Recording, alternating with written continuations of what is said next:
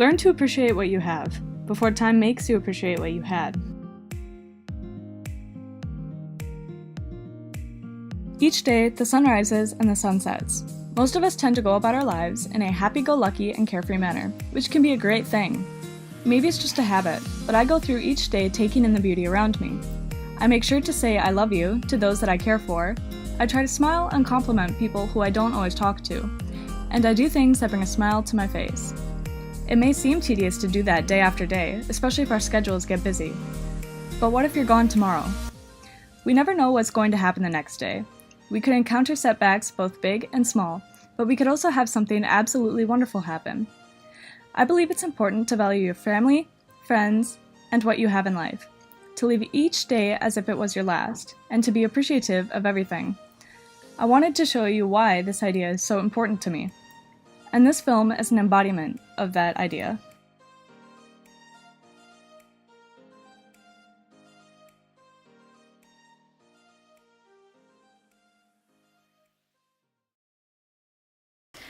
It feels kind of cliche to be pulling the live life to the fullest card, but there's some strong reasoning behind it.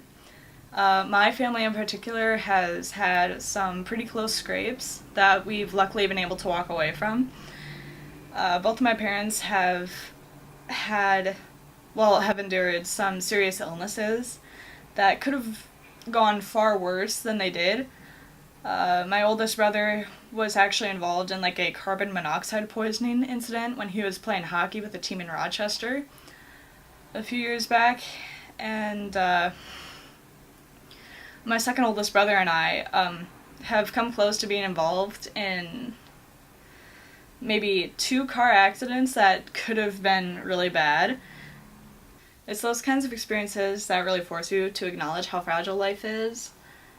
And that's part of the reason why I kind of really emphasize on this, live life to the fullest, because who knows? You can say goodbye to someone you love in the morning, and when you come home from school that day, you could get a message and hear that they're in the hospital because of some accident that happened. And, having gone through some of those experiences myself, that's like one reason why I always try to say I love you at least once before everyone I care about leaves the house. Usually it winds up being 3 or 4 times that I say it before they can get out the door. It's why I take in things around me, and I just kind of sit in silence, and, maybe I'm outside and I'm just listening to the breeze and feeling the sun on my skin, or it's being grateful for the things that I already have in life. New things come out, and we, like humans in general, get all excited about it, and we're like, oh, we should go get this thing, it's new, it's better than what we have. But, do I really need this new thing, or is what I have okay? And I usually try to stop and be thankful for what I have before, maybe putting thought into getting something new, because usually once I put a lot of thought into it, I'm like, oh, I actually don't need this, I just wanted it. One thing that I never really noticed until my mother pointed it out to me was being grateful for things that I don't really have, control over, I guess. I remember there was like one day where I was really kind of upset that I couldn't do, I think it was like a move for figure skating or some sort of sport. And I was kind of mad about it, and she looked at me and went, Amy, what you should be grateful for is that you have a body that's even able to do this, and that you're not handicapped in any way.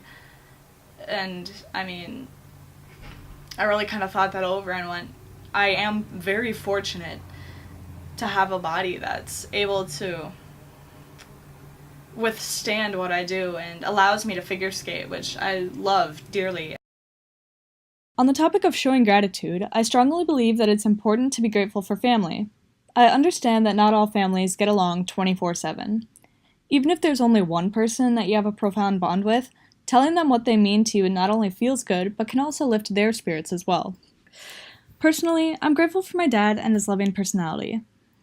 He's a hardworking man who has taught me perseverance, supported me through all that I do, and reassured me when I was anxious about a task. I'm grateful for my mother's compassion and all of her life tips that she's given to me, as well as how she takes the time to teach me new things. Finally, I'm grateful for my 2 older brothers, Jason and Marcus. I love their fun antics and the lighthearted way they look at the world.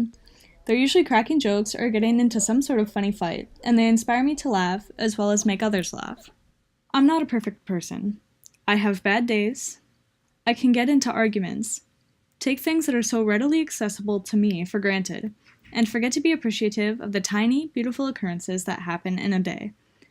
But when I hear a sad story on the news, see a friend struggling with a problem, or even catch a stranger's eye who looks upset, I'm reminded that it's important to show kindness to everyone. I never want to end something like a conversation with a loved one, or even just like a random person that I meet on the sidewalk. I don't want to end something in a negative way, and then to have that person, maybe be gone the next day, and me never being able to apologize, because who knows?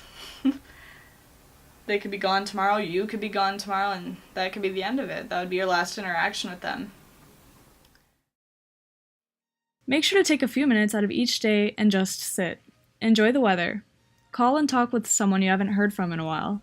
And do something that makes you happy, even if it's just reading a few chapters from a good book. It's easy to forget that some people live their whole life in pain. People have never drank clean water.